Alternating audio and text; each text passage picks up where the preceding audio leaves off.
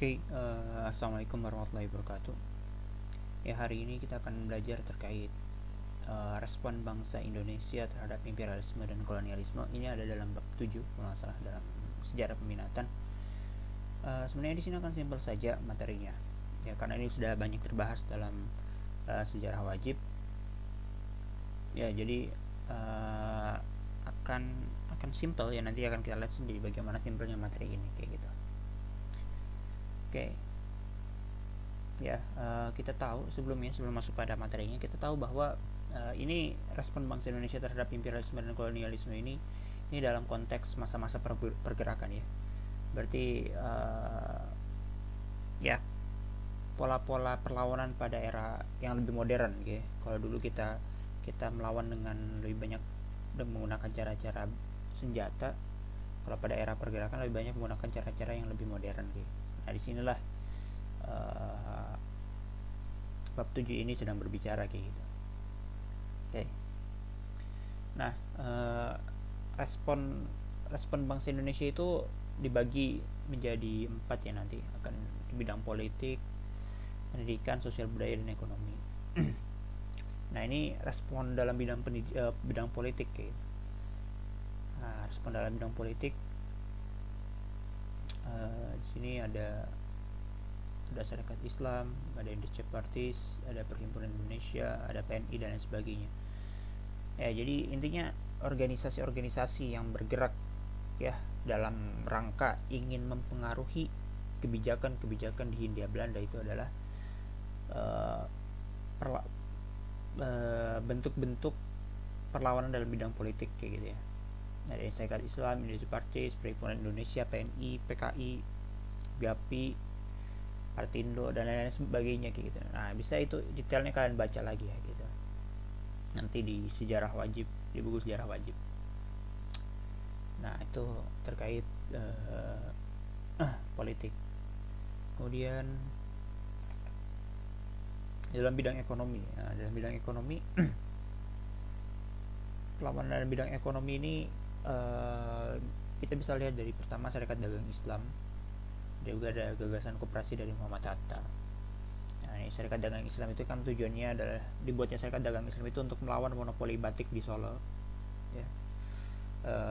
Kemudian gagasan koperasi itu juga sebagai gagasan bagaimana cara membangun politik di Indonesia, membangun ekonomi Indonesia, yang tentu bukan gaya-gaya kapitalistik milik bangsa Barat saat itu, ya. Nah, ini ada Serikat Dagang Islam, ada gagasan koperasi. Ini kemudian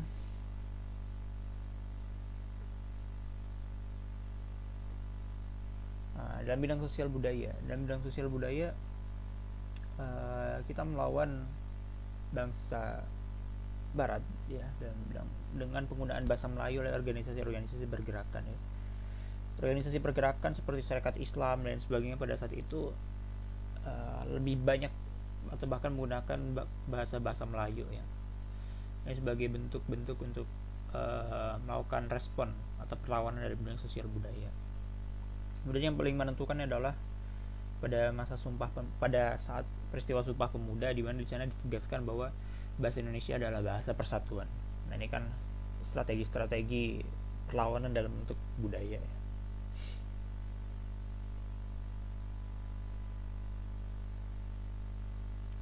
Selanjutnya terakhir, ya, respon dalam bidang pendidikan.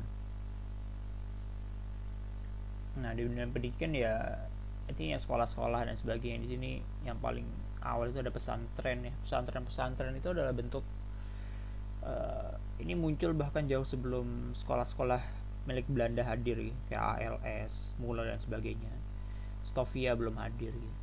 Pesantren-pesantren sudah ada di setiap, ya, di daerah-daerah pedalaman Jawa, bahkan Sumatera juga, Sulawesi. Nah, ini adalah bentuk respon terhadap penjajahan dalam bidang pendidikan. Kemudian ada sekolah istri ini yang dibuat oleh Dewi Sartika, dan lain sebagainya. Intinya adalah sekolah-sekolah yang dibangun, kayak gitu, ya. Itu adalah bentuk respon-respon dalam bidang pendidikan.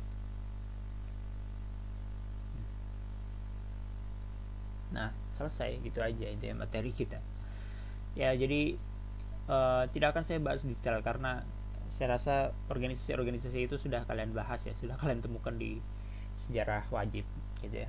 Di sini tugas bab 7 itu hanya membantu kalian untuk mengidentifikasi sebenarnya ini gerakan dalam bidang apa sih ya? Apakah bidang politik, apa bidang sosial, apakah bidang ekonomi dan sebagainya. Ya ini hanyalah penggolongan-penggolongan biasa saja. Coba kalian cek saja di bab 7 gitu ya.